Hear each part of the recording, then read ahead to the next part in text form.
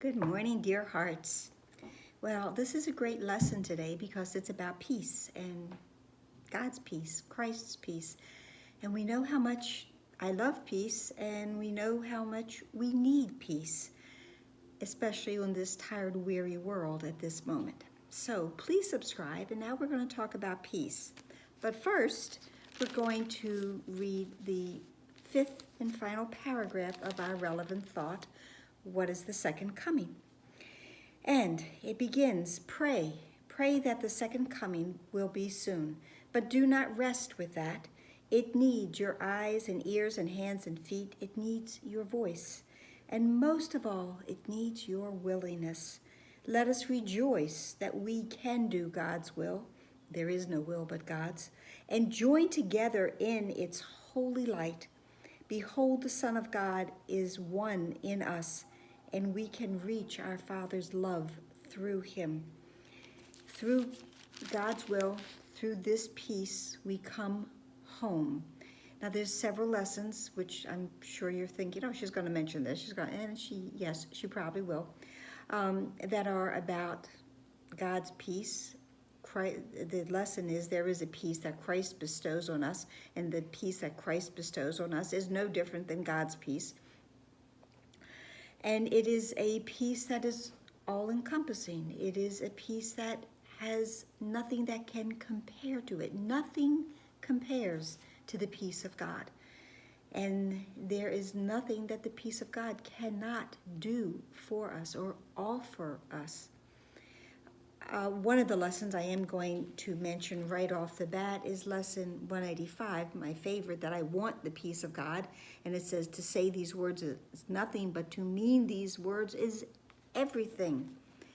And then we had lesson 188 with the most beautiful part of the paragraph 3, that says the peace of God is shining in you now. That's the title of the lesson as well. And from your heart extends around the world. It pauses to caress every living thing and leaves a blessing with it that remains forever and forever. What it gives must be eternal. What the peace of God gives is eternal. What the peace of Christ gives is eternal. It has no opposite. It has no comparison.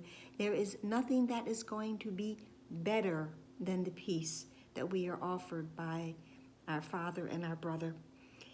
It removes all thoughts of the ephemeral and the valueless. They will simply fall away because we will see indeed that they are valueless and they offer us nothing. It brings renewal to all tired hearts and lights all vision as it passes by. And all tired hearts, I think many of us feel like we have a tired heart right now. And there's a reason for that, because it appears that fear has taken over this world. It is up to us as the ministers of God to do whatever we can each and every day to shift those thoughts. It's just a thought, it's not a belief. And a thought can be changed. Shift the thoughts of fear to those of peace. And as God's messenger and minister, indeed, we can do this. There is a peace that Christ bestows on us, gives to us willingly and completely. Who uses but Christ's vision finds a peace so deep and quiet, undisturbable and wholly changeless that the world contains no counterpart. There again, there's nothing that can compare. This world, this tired world, this world of things that are valueless and ephemeral, nothing that lasts, no foundation to it. It certainly cannot offer us this kind of peace. Comparisons are still before this peace. They cannot go forward. There is nothing to them. And all the world departs in silence as this peace envelops it, wraps around it, and gently carries it to truth, no more to be the home of fear. For love has come and healed the world by giving it Christ's peace. Lesson 200, our last new lesson in part 1 of the workbook before we went into our final review, told us there is no peace except the peace of God, so there is no peace except Christ's peace. And it tells us to seek no further and to come home. It's given you to find the means whereby the world no longer seems to be a prison house or jail for anyone, which means we must extend this peace. We must extend these whole and healing thoughts. It is up to us. The salvation of the world depends on us, and the salvation of the world will be when it is fully embraced and enveloped into God's peace. You will be bound till all the world is seen by you as blessed, and everyone made free of your mistakes. It starts within this mind, these thoughts, and honored as he is. You made him not, no more yourself. And as you free the one, the other is accepted as he is. To see that light in everyone. Accept that light, and in accepting the light that is in my brother and within me, now I am able to extend the peace of God, the peace of Christ that has been given us simply to give away. Because as we give it away, we know we receive it back 10 times, tenfold, and more and more and more. The second part of today's lesson is the prayer, and it says, Father, the peace of Christ is given us because it is your will that we be saved. There is no will but God's. There is no love but God's. There is no peace but God's.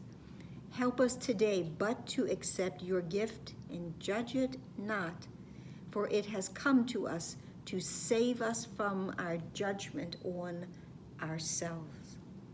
Let go of everything. We will all be bound until the world that we see is blessed. We see it as blessed, and we see everyone in it as blessed, and we bestow the blessing on them, and we extend the peace to them.